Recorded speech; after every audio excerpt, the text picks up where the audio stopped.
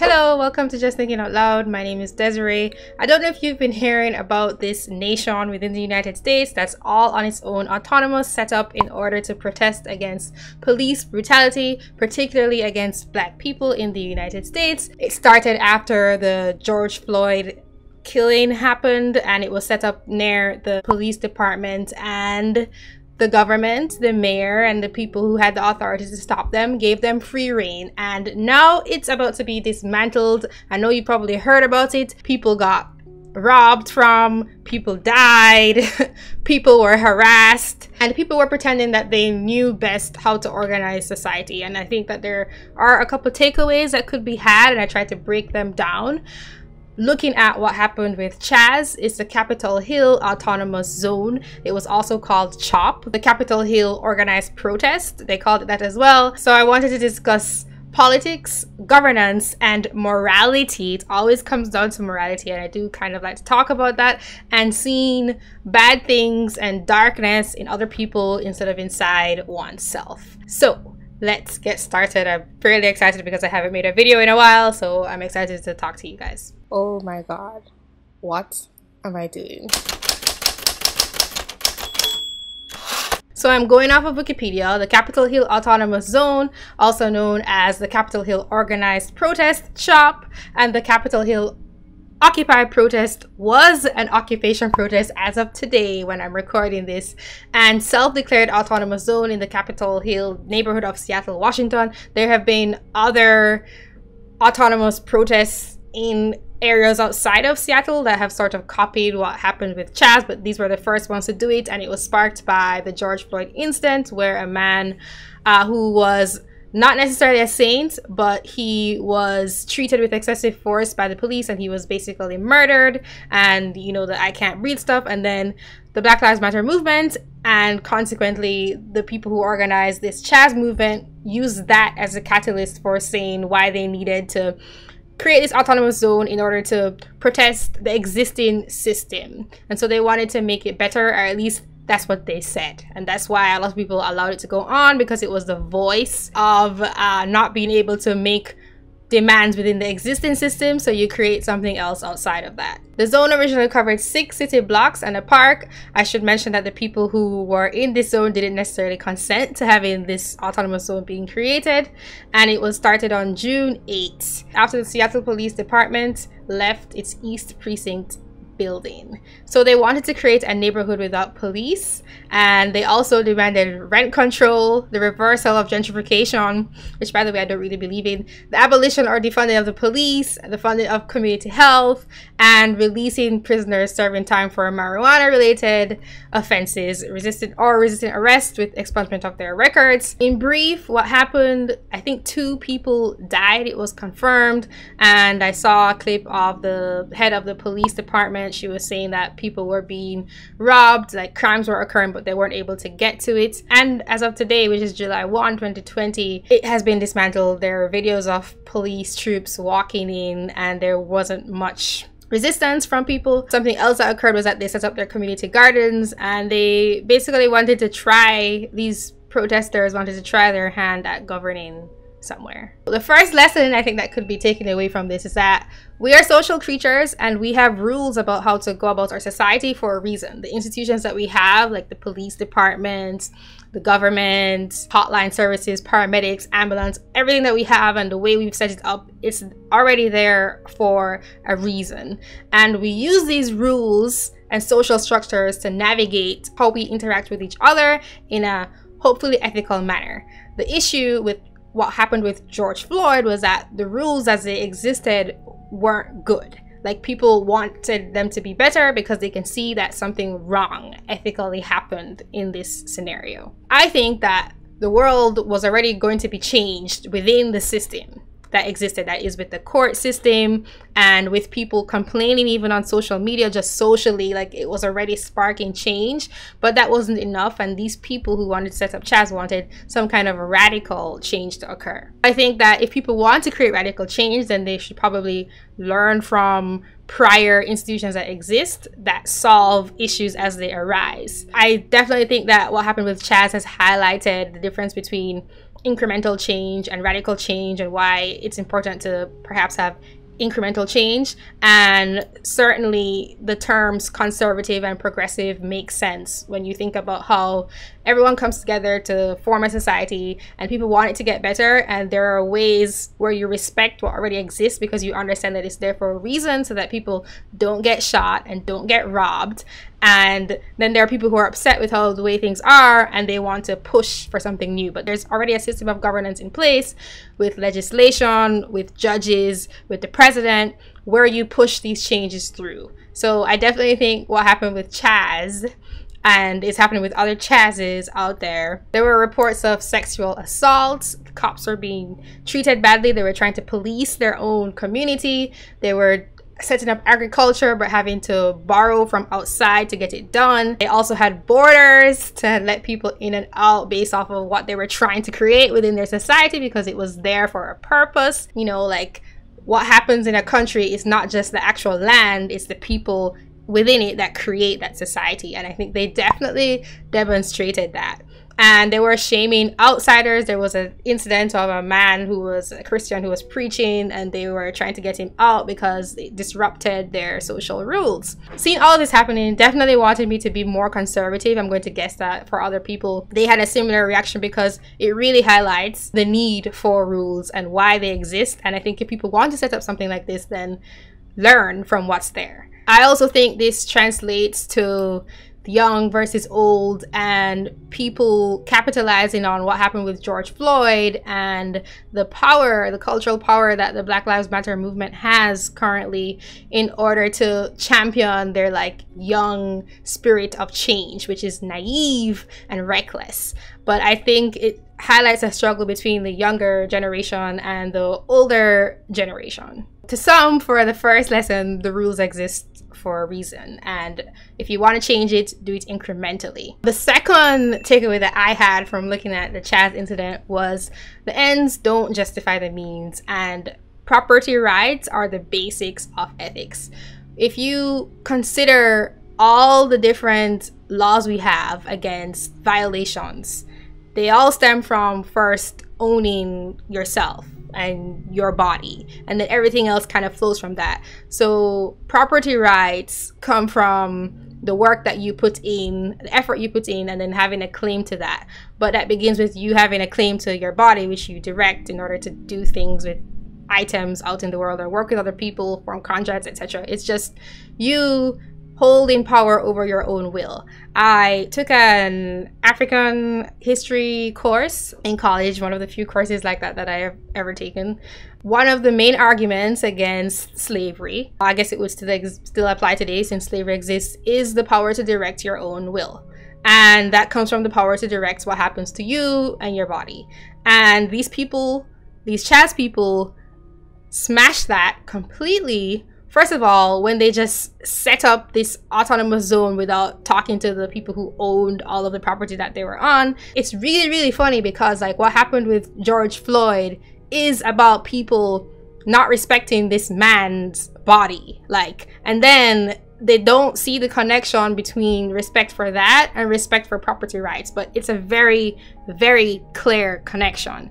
And I think some people, I guess they just don't see it, but it's ironic in a bad way. They want to have this social change based off of an unethical act while violating the basic principles of ethics that come from property rights. Going back to this idea of the ends don't justify the means, I'm just going to show a footage of this poor journalist trying to say that he kind of supports the movement, but he's actually living in the area and feels unsafe, and he's trying to justify what he knows in his own experience, from his own experience, isn't right, because it's like not right for him. And you see this with social movements a lot, where the end goal, the ideal, becomes more important than what's happening to people actually. But I'm curious in terms of just how you feel, if you want to be there for the long haul, or are people talking about moving elsewhere?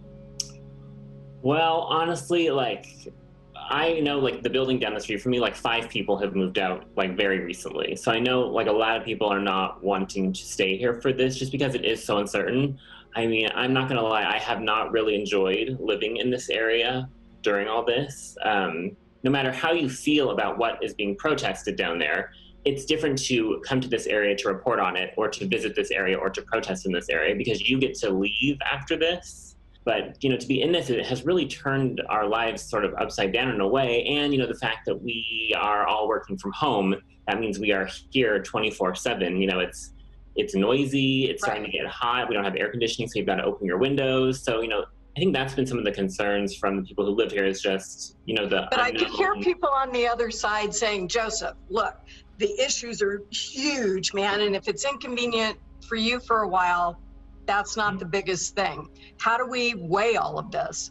Yeah, well, you know, it's interesting. I have lived here for several years. So, I mean, if you know that you're going to live between Pike and Pine on Capitol Hill, you got to be ready for some, you know, forms of chaos sometimes. So it's not that I'm like trying to say like, oh, none of this should be happening, because it's going to take radical change to fix some of the problems that are in our society right now. And this is part of that.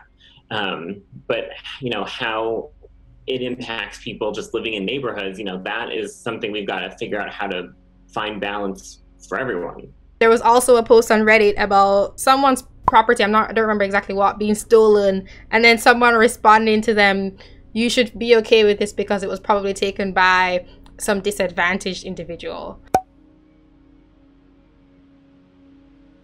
The principles don't really matter to these people. I don't think they even understand the logic of like where ethics comes from, and what we consider good or not good to do to other people, because their movement in action completely violates that. And I think it's always important to look at what happens in action, like what happens, what are the means, not just the end goal. Another takeaway, the third one that I had, is kind of related to the ends justify the means, but I want to call it rules for me but not for thee, or the Christopher Columbus syndrome, where everyone is mad about all the bad things that Christopher Columbus did but completely blind to all the bad things that they're doing. And I saw a post on Twitter from Stefan Molyneux, who by the way just got banned from YouTube, so that's why I'm mentioning his name, a couple days ago, and I think that's wrong and not good.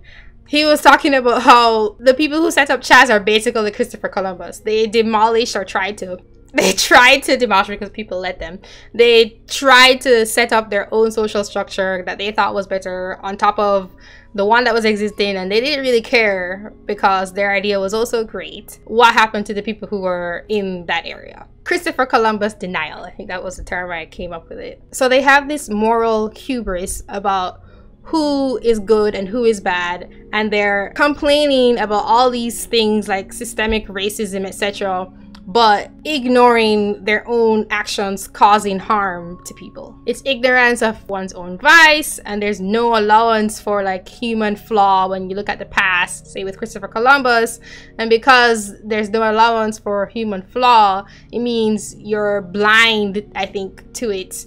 If you're blind to it in other people, you're also blind to it in yourself, I think. And apparently they only decided to end CHAZ when the mayor was affected, and isn't that how it always seems to work?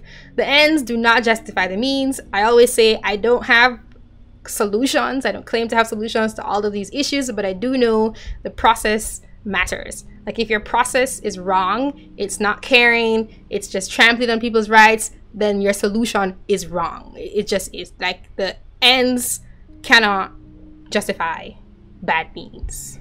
So the fourth lesson, this one's a bit more subtle, is how these people were even able to do what they were doing. Suppose some white nationalist group decided they wanted to create their own autonomous zone voluntarily. Maybe they'd even go buy some land like where no one even is, so they're not destroying property rights. Would they be allowed to do this? I really don't think so. I personally think they should have the right to do that if they want to, but then they have to like separate themselves.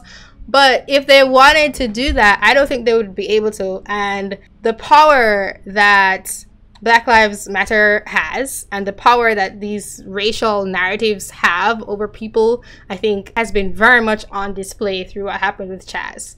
People respond, government officials respond to this power, and I don't think that what happened with George Floyd yes, that's bad, but the takeover of what happened with him by the Black Lives Matter movement, like if you look at the movement, in my opinion, it's not something that should be given any moral high ground. I don't think what they're advocating for is correct. I also think that they're in denial of basic statistics about crime and about police encounters. And I also think morally they're not in the right, because in practice it's not just, this is something that I talk about a lot with identity politics, it's not just about building up one group of people, it's about tearing down. Like if you're just building up a group of people, I'm not into tribalism like that, but I think that's okay. But if you're tearing down in order to build up, that's bad. And I think that's what Black Lives Matter is. Like, that's what the movement is about in practice. People ignore all of that because they're afraid socially of being, I guess, seen as bad. Or maybe mentally they don't really see it, but I definitely think it's easy to not see something clearly, logically, if you're gonna have bad social consequences if you do decide to see it clearly and logically. I guess what I'm saying is that governments respond to power and that you can manipulate people through using social fare against them. And we have to remember that we are extremely social creatures, and being excommunicated from the tribe literally meant death for much of human history, and like that is what we're screwing around with. So it's understandable, but like really pay attention to how many people are just going along with this. If another movement didn't have this kind of cultural power, it just would not fly. They've tied all of this radical change that they say they want to this Black Lives movement thing, and it's two completely unrelated stuff. Like I said, there's already a system trying to change it, that it was probably going to be changed. It's just a tool. Like I think anti-racism is just a political tool that groups use, and it's just a powerful force in society that can be used to manipulate people. I kind of wanted to end on a positive note, and it's related to what I just said. And so my final takeaway from all of this is maybe it's an opportunity for society to figure out what has happened with CHAZ. Is an opportunity for society to figure out how to create a space for pilot programs for social change. The state, the government, could have just come in and squashed everything from the beginning. They didn't.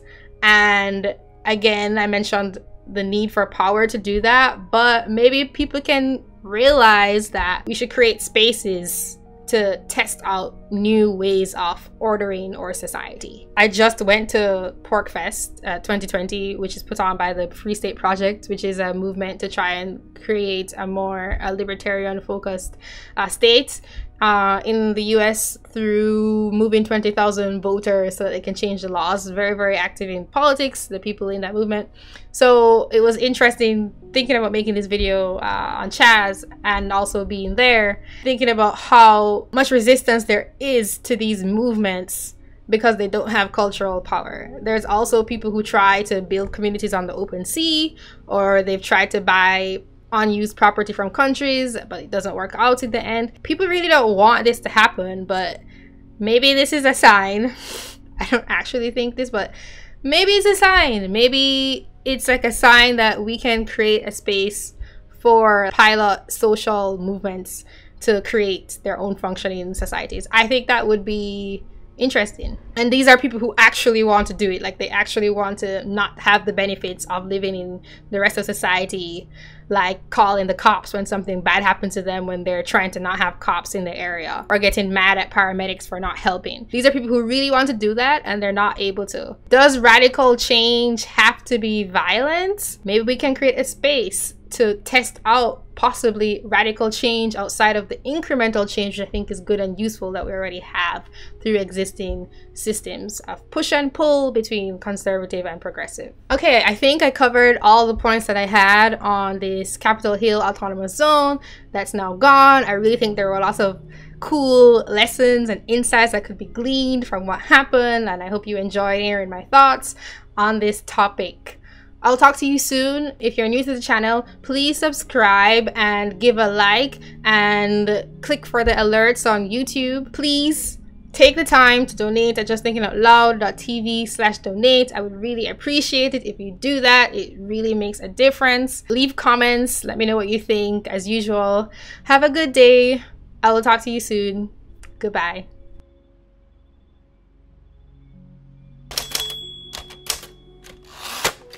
Side note, I might put this at the end. I'm definitely not a fan of people being put in jail for crimes that don't have victims, not like marijuana offenses, and we already have punishments for crimes with victims, which is what people say they want to stop people from doing. It's always like, okay, well, we want to stop you from using some kind of drug in order to stop you from harming yourself or others, but that's why we have laws that punish people who act out badly, because that's the incentive that's already there. Like, we don't need additional laws to stop people from doing something that might happen in the future.